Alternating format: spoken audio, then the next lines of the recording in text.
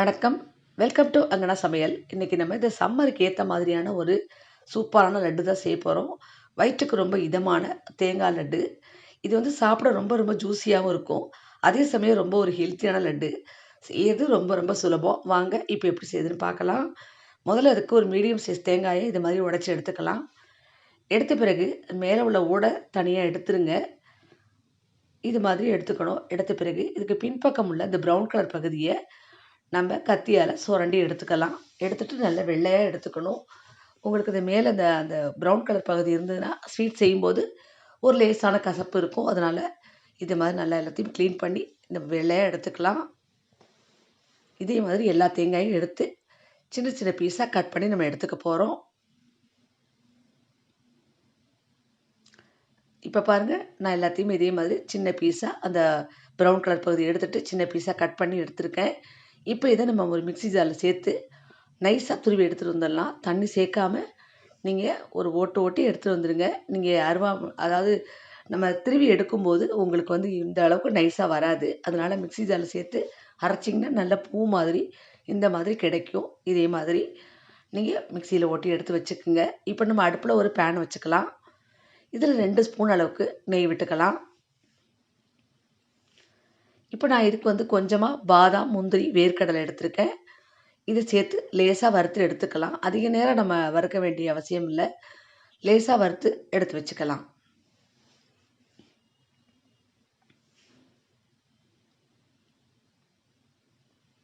இப்போ வறுத்தாச்சு. நம்ம இதை எடுத்துடலாம். எடுத்த பிறகு நம்ம மிச்சம் இருக்கிற நெய்யில் நம்ம துருவி வச்சுருக்கிற தேங்காயை சேர்த்து கொஞ்சம் வறுத்துக்கணும். இது வந்து நிறமும் மாறக்கூடாது. அதே சமயம் ரொம்ப ட்ரையாகவும் வறுக்காமல் ஓரளவுக்கு கொஞ்சம் உதிரியாக வர மாதிரி நம்ம வறுத்து எடுத்துக்கலாம்.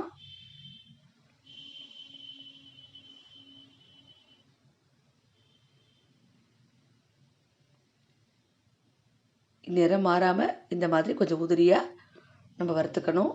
இப்போ பாருங்கள், நல்லா உதிரி உதிராக இருக்குது. நிறமும் மாறலை. இப்போ இந்த நேரத்தில் இந்த ஒரு தேங்காய்க்கு 1 கப் அளவுக்கு வெல்லத்தை நான் துருவி எடுத்து வச்சுருக்கிறேன். அதை சேர்த்துக்கலாம்.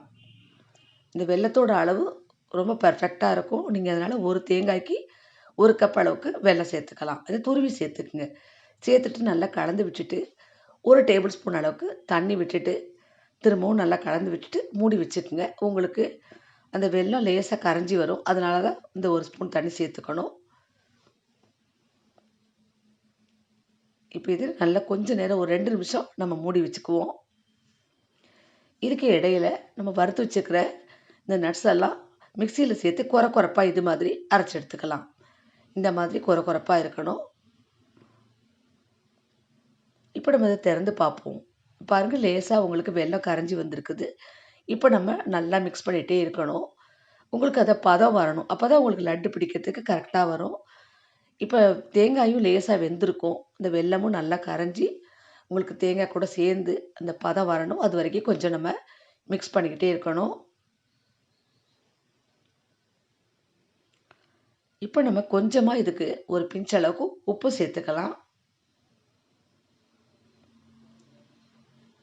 சேர்த்துட்டு 1 ஸ்பூன் அல்லது 1½ ஸ்பூன் நெய் சேர்த்துக்கலாம். நம்ம ஏற்கனவே ஒரு 2 ஸ்பூன் நெய் சேர்த்துருக்கோம். இப்போ 1 ஸ்பூன் அளவுக்கு சேர்த்தா போதும். சேர்த்துட்டு நல்லா மிக்ஸ் பண்ணிகிட்டே இருங்க.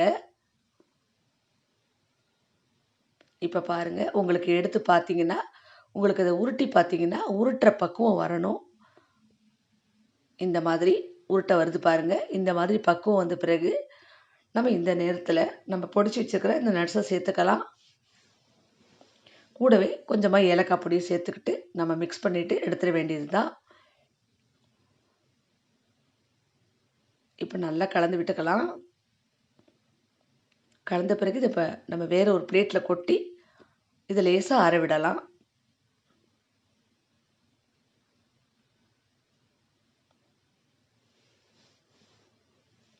இப்போ இது ரொம்ப சூடாக இருக்கும்.